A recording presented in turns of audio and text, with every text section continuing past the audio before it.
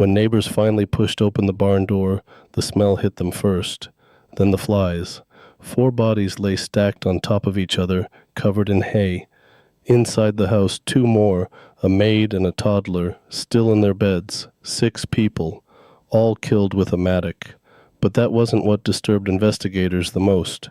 Someone had stayed in the house after the murders, for days, feeding the cattle, stoking the fire, eating from the pantry, sleeping beside the dead. To understand what happened at Hinterkaifeck, we need to go back, weeks before the blood. 63 kilometers north of Munich, in the Bavarian countryside, there once stood a small farmstead called Hinterkaifeck. It was March 1922. The farm was home to a family of 5, plus their newly hired maid. Andreas Gruber, 63, the patriarch. His wife Cecilia, 72. Their widowed daughter Victoria Gabriel, 35, and Victoria's 2 children, young Cecilia, 7, and Josef, just 2 years old. The new maid, Maria Baumgartner, had only arrived that very day. It was her first afternoon on the job. It would also be her last. This is one of Germany's oldest and most infamous unsolved murders. Over 100 suspects have been investigated in the century since. None have ever been charged. By the end of this video, you'll understand why this case has haunted investigators for over 100 years, and why the truth may be darker than anyone wants to admit. Hinterkaifeck sat about a half kilometer from the nearest road, surrounded by marshland and dense forest. It was not a place you stumbled upon by accident. The nearest village was Weidhofen, a tiny hamlet where everyone knew everyone, and everyone knew the Grubers. Andreas Gruber was not a well-liked man. Neighbors described him as difficult, controlling, and deeply secretive. But the real scandal, the one whispered about in every kitchen in Weidhofen, was his relationship with his own daughter, Victoria. In 1915, Victoria's husband, Karl Gabriel, was reported killed in action during World War I. His body was never recovered. Victoria moved back in with her parents, and within a few years, the rumors started. Neighbors believed, and local authorities would later confirm, that Andreas had been carrying on an incestuous relationship with Victoria. In fact, many in the community suspected that young Josef, Victoria's 2-year-old son, was not Karl Gabriel's child at all, but Andreas's. The scandal was an open secret. It had even been brought before the courts, though no conviction was ever made. But someone out there held a grudge against this family, and there was one detail nobody noticed at the time, something that wouldn't make sense until much later. 6 months before the murders, the previous maid had quit. She left suddenly, telling friends the farm was haunted. She said she heard footsteps in the attic, footsteps when no one else was upstairs. In the days leading up to the massacre, Andreas Gruber told his neighbors something strange. He said he had found footprints in the snow. They led from the edge of the forest to the farm, but they didn't lead back. Someone had walked to the property and had not left. Andreas also mentioned finding a newspaper on the farm that nobody in the household had purchased. And then there was the key. His house key had gone missing. He couldn't explain how. He searched the farm. It was simply gone. Now think about that for a moment. Footprints leading in but not out. A newspaper no one bought. A missing key. Any one of these on its own might seem trivial. Together they paint a picture that should have sent anyone running. But Andreas Gruber didn't run. He didn't even call the police. He told his neighbors these things almost casually, as if they were curiosities, as if the idea that someone might be hiding on his own property, watching his family, was merely an inconvenience. On Friday, March 31st, 1922, Maria Baumgartner arrived at Hinterkaifeck to begin her new position as the family's maid. She had traveled from the nearby town of Livestock. She brought a small bag. She was shown to her room, and by that evening, every person on that farm would be dead. But what happened next is where this story becomes truly disturbing. Investigators believe the killings happened in 2 stages. First, the barn. Andreas, Cecilia the elder, Victoria, and young Cecilia were lured or dragged into the barn one by one. Each was struck with a mattock, a heavy farm tool similar to a pickaxe. The blows were brutal, deliberate, aimed at the head. 7-year-old Cecilia showed the most defensive wounds. She had clumps of her own hair torn out. Investigators later determined she had been alive for hours after the initial attack, lying in the dark, slowly dying beside her family. Then the killer went inside. Maria Baumgartner was killed in her bedroom. She had likely been asleep. 2-year-old Joseph was killed in his crib. Now here's the detail that separates this case from almost every other murder in recorded history. After killing 6 people, after swinging a mattock into the skulls of a 72-year-old woman and a 2-year-old boy, the killer did not flee. They stayed. They walked back into the kitchen. They ate. They slept. They fed the livestock the next morning, and the morning after that. For an estimated 3 to 4 days, someone lived in that farmhouse alongside 6 corpses. Smoke was seen rising from the chimney over the weekend. The cattle were tended to. The dog was chained up but alive. Whoever did this wasn't panicking. They were settling in. Nobody came looking for days. That's the part that's hard to reconcile with. 6 people disappeared from daily life, and the world kept turning. Young Cecilia didn't show up for school on Monday. Nobody checked.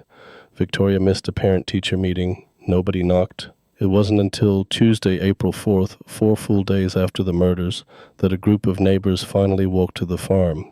They had grown concerned, not about the family's safety, but because the family hadn't been seen at church.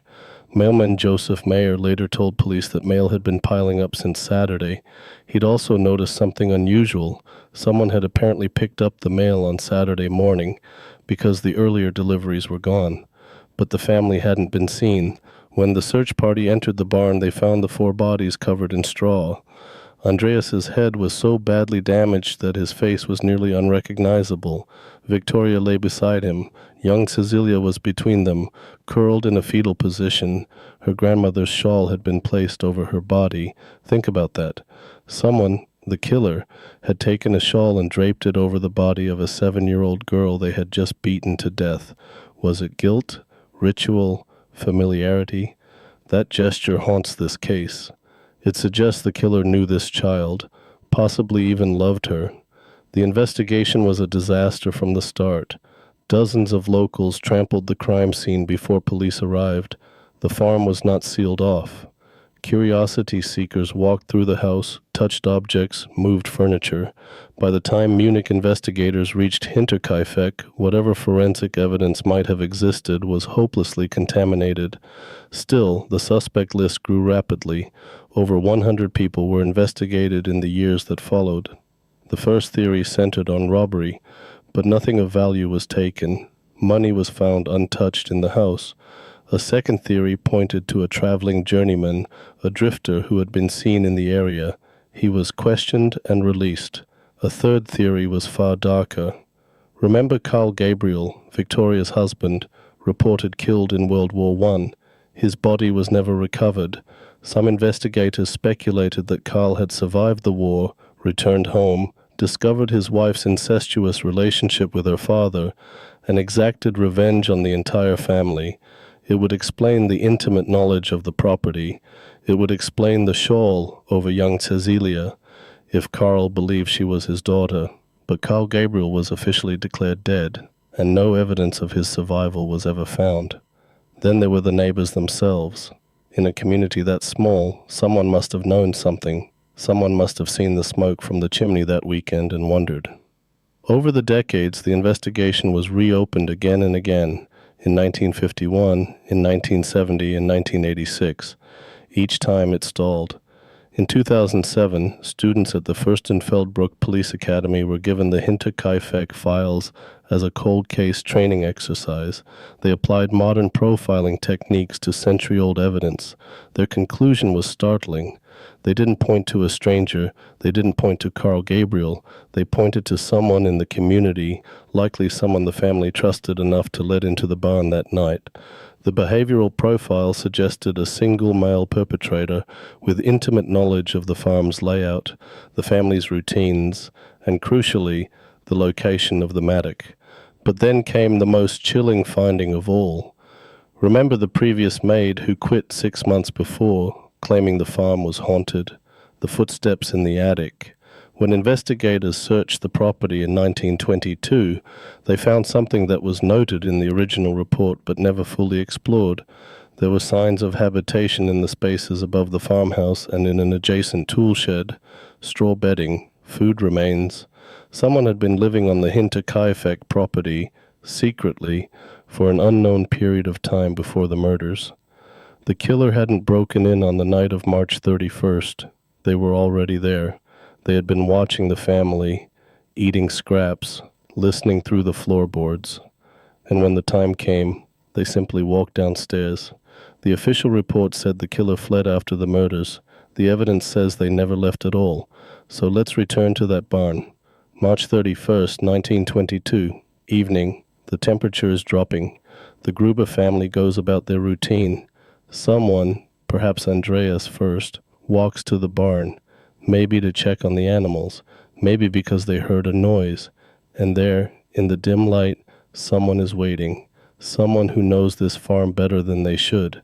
Someone who has been living in the walls of this family's life, invisible, patient.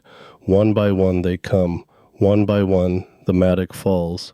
Young Cecilia is the last. She fights. She screams into the hay. No one hears her. Then the killer walks into the house. Maria Baumgartner, a woman who had been on the property for mere hours, dies without ever understanding why. 2-year-old Joseph never wakes up. And then, silence. The killer puts down the weapon, lights the stove, feeds the dog. And for the next 4 days, the farm continues as if nothing has happened. Smoke rises from the chimney. The cattle are milked. The world doesn't notice. 6 people erased from existence, and the machine of daily life simply keeps grinding forward. Over 100 suspects, 3 reinvestigations, 100 years, and still no name, no arrest, no justice, just that farmstead in the Bavarian mud, and the question that has echoed through a century of silence. The farm was demolished in 1923. The bodies were buried, then exhumed, then buried again. Their skulls were removed for analysis and later lost during World War II. Even in death, this family was never left in peace, and whoever killed them walked away into the fog of history, nameless, faceless, and free. Some crimes don't get solved. Some doors, once opened, lead only to darker rooms, and the dark ledger has many pages. The next one might be the one that keeps you up tonight.